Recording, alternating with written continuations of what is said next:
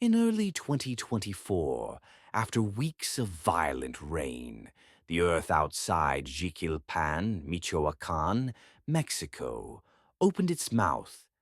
No one noticed at first. Just a crack in the hills, just another wound in the land. But the dogs refused to go near it. And something was breathing inside the mountain. A farmer named Aurelio was the first to see the footprints. Each print was wider than a dinner plate, pressed deep into the mud, 5 rounded toes, perfectly shaped. Too large to belong to any animal in Mexico. Too large to be human. At dusk, Aurelio and his nephew entered the cave. The air inside was cold and smelled of limestone, wet earth, and something faintly metallic. Their headlamps revealed a chamber taller than a cathedral. And then they saw them. The first giant was seated on the stone floor, even sitting. He stood over 4 meters tall, nearly 14 feet.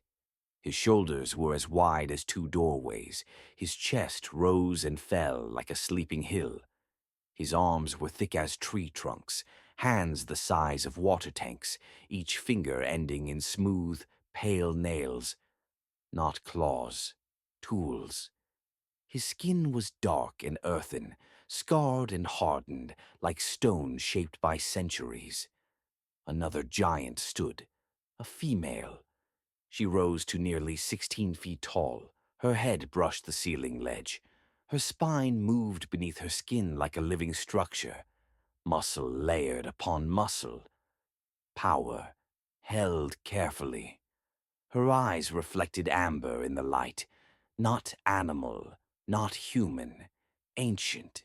There were 4 of them, living in silence, farming mushrooms in the dark, brewing fermented agave in massive clay jars. They had obsidian tools, needles carved from bone, songs that made the cave walls hum. They had been there for generations. They explained. They hid because they listened. They learned how to move stone without noise, how to guide smoke through hidden vents, how to make thunder sound like storms so humans would never investigate. When roads came, they went deeper. When machines shook the earth, they waited.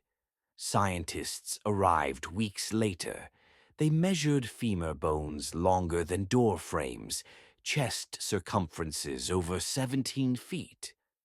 The giants cooperated, calmly, curiously, until government vehicles were seen on the road. That night, the giants vanished. They sealed their chambers, swept away footprints, carried their lives into corridors no human body could follow. By morning, the cave was empty, but locals still hear them. Low vibrations in the hills, a hum beneath the soil. Sometimes, food appears at the cave entrance. Sliced squash, salted. And on quiet nights, when the land exhales, the mountain breathes back.